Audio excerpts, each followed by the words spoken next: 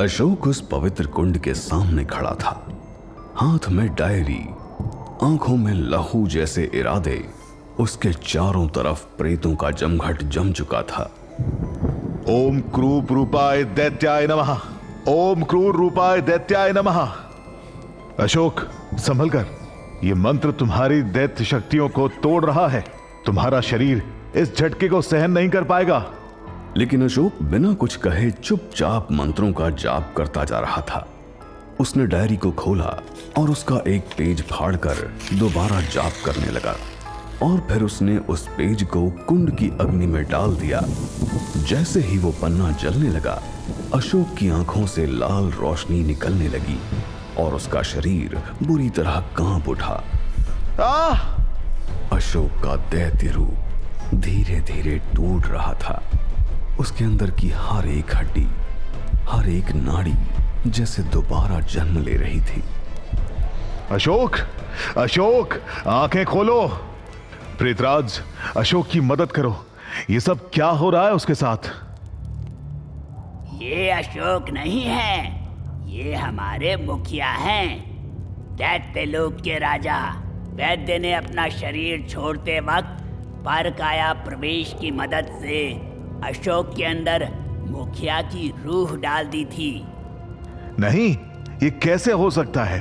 मुखिया को तो मोक्ष मिल गया था। मुखिया ने इस दैत्य लोक के लिए मोक्ष नहीं लिया। मुखिया ने अपनी आत्मा को इस डायरी में अभिमंत्रित कर रखा है, ताकि दैत्य लोक के हर दैत्य और प्रेत की आत्मा इस डायरी में सुरक्षित रह सके। पर काया प्रवेश तो दैत्य के असली वारिस के शरीर में ही हो सकता है, और ये शरीर तो दैत्य लोक के अशोक का है। मुखिया ने अपनी संतान का आत्मा विभाजन किया था। अपने वंश की सुरक्षा के लिए मुखिया ने अशोक के मानव शरीर में उसकी आत्मा का एक हिस्सा डाला और दूसरा हिस्सा इस दैत्यशील के रूप में दैत्य लोक में रखा था, और दूसरी संतान को मानव लोक छोड़ने की जिम्मेदारी मुझे दी थी, ताकि वैतालिनी उसके दैत्य वंश को नष्ट ना कर सके। आदित्य को अब धीरे धीरे समझ आने लगा था कि मुखिया ने ऐसा क्यों किया था। ठीक तभी उस कुंड की अग्नि से रोशनी का एक द्वार खुला। ये क्या हो रहा है? वैतालिनी बाहर निकल रही है। उसे तुमने यंत्र की मदद से इस डायरी में कैद कर लिया था। इस कुंड की अग्नि मुखिया के साथ उसे भी आजाद कर रही है। तो हमें इस डायरी को बंद करना होगा, वरना वो हमें मार डालेगी। वो यहाँ किसी का कुछ नहीं बिगाड़ सकती। इस जगह को श्राप है कि यहाँ जो भी अपनी शक्तियों का उपयोग करेगा, वो कुंड की अग्नि में जलकर प्रेत बन जाएगा। अशोक, तुम्हें यह सब कैसे पता? मैं अशोक नहीं, मुखिया हूं, इस दैत्य लोक का सम्राट। सम्राट? महाराज, हमें तो लगा था कि आप मोक्ष प्राप्त कर चुके। मेरा मोक्ष हमारे दैत्यों की आत्माओं के मोक्ष के साथ की होगा। इस डायरी में सभी दैत्यों की आत्माएं कैद हैं। जब मैं अशोक का शरीर छोड़ दूं, तब तुम उसे बता देना कि इस डायरी को उसे मानव लोक लेकर जाना है। मुखिया की आत्मा अशोक के शरीर में थी, जो लगातार मंत्रों का जाप कर रही थी ताकि मानव लोक का द्वार खुल सके। तभी उस वेतालिनी भक्षणी यंत्र से बाहर आ निकली, और मुखिया ने भी अशोक का शरीर छोड़ दिया और वापस उस डायरी में जाकर समा गया। मैं वापस जा रहा हूं। हाँ, पर याद रखना, ये दैत्यवंश तुम्हारे अंदर वहां भी जिंदा रहेगा। तुमने सिर्फ अपनी शक्ति का त्याग किया है, यादों का नहीं। वैद्य, वेतालिनी, सब कुछ याद रहेगा। अशोक ने मानव लोक के द्वार की तरफ कदम बढ़ाए।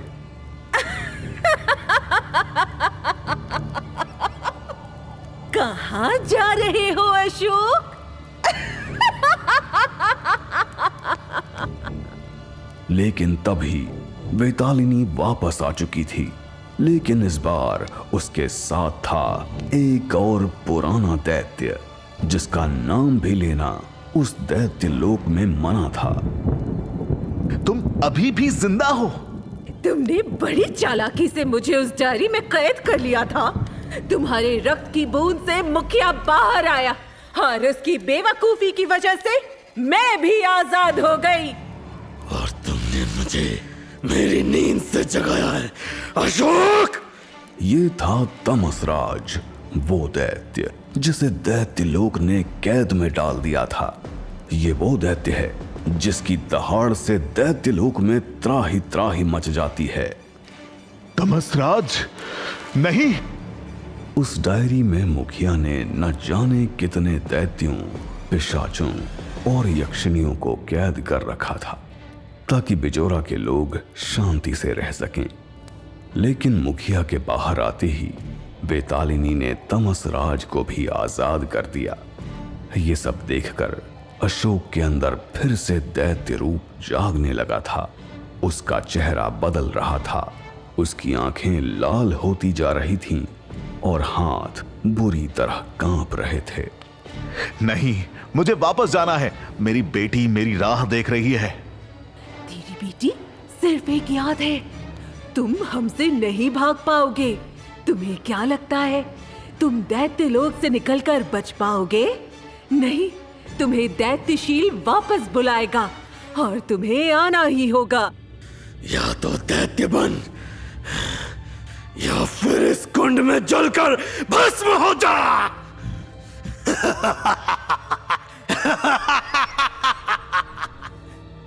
एक पल के लिए वहां जैसे सब कुछ रुक गया था। अशोक, अपनी बेटी को याद करो, उसकी आवाज, उसकी मुस्कान। ठीक तभी दोबारा से डायरी के पन्ने तेजी से पलटने लगे और देखते ही देखते मुखिया की आत्मा डायरी से निकली और उसने अशोक के शरीर में फिर से प्रवेश कर लिया। बेटा अशोक, मुझे माफ करना। मैंने तुम्हें खुद से दूर करके तुम्हारे साथ बहुत अन्याय किया है। मैं तुम्हारे कंधे पर एक बहुत बड़ी जिम्मेदारी छोड़कर जा रहा हूं। हमारे वंश का मकसद है इस दैत्य लोक के हर प्राणी को मोक्ष दिलाना। मुझे तुम पर पूरा भरोसा है कि तुम मेरी जगह लोगे। मुखिया रुक जाइए। अगर आपने अशोक को बचाने के लिए अपनी दैत्य शक्तियों का प्रयोग किया तो आप भी श्रापित हो जाएंगे। आपकी आत्मा भी प्रेत बन जाएगी। मैं कोई दैत्य नहीं, मैं एक पिता हूं। मुखिया, अच्छा हुआ तुम खुद आ गए। तुमसे पुराना हिसाब भी चुकाना है। इनकी बातों में मत आओ अशोक, खुद को संभालो। तुम्हें अपनी बेटी के पास लौटना होगा। तमसराज, तमसराज, क्या तुम इस प्रेत जमघट के बारे में जानते हो? हाँ, ये सभी श्रापित प्रेत हैं जो यहां हमारा कुछ नहीं बिगाड़ सकते। इसलिए इन्हें दैत्य लोक से बाहर रखा गया है। प्रेतराज भूल गए किस तरह मैंने तुम्हें प्रेत बनने पर मजबूर किया था। जब तक दैत्य लोक रहेगा तब तक तुम लोग यहीं सड़ते रहोगे।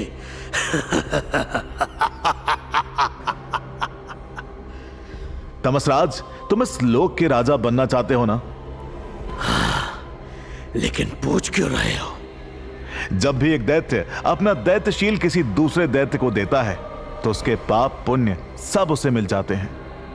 हाँ, और मैं ऐसे कुंड में तुमसे तुम्हारा शील छीन लूंगा और तुम्हें भी हमेशा के लिए प्रेत बना दूंगा।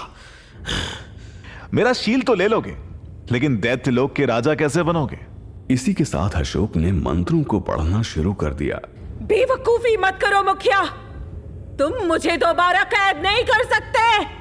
अगर तुमने इस पवित्र कुंड के पास दैत्य शक्तियों का प्रयोग किया तो तुम भी एक प्रेत बन जाओगे और कभी भी मोक्ष नहीं पाओगे। हाँ, लेकिन तमसराज तो तुम्हें कैद कर सकता है ना। मैं अपना शील और उत्तराधिकारी तमसराज को बनाता हूं। हे तमसराज, दैत्यों के लिए अपनी वफादारी साबित करो।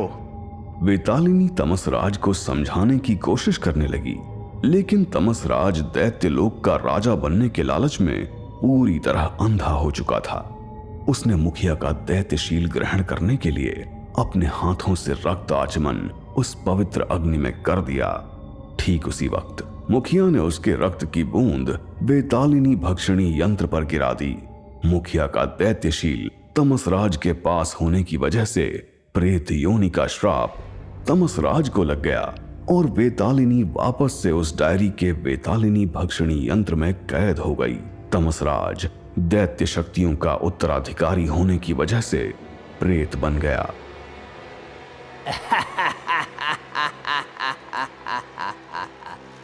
तमसराज, तुम्हारा स्वागत है प्रेत जमघट में। ये तुमने मेरे साथ क्या किया? वही जो तुम मुखिया के साथ करने वाले थे। उसने तुम्हें उत्तराधिकारी चुना और उसके पाप पुण्य तुम्हारे हुए। ये खेल जो तुम सबने मिलकर मेरे साथ खेला है, मैं इसका बदला लूंगा। सुन रहे हो मुखिया? मैं वापस लौटूंगा।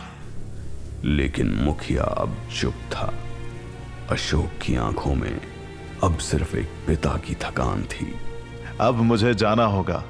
मेरी बेटी मेरा इंतजार कर रही है।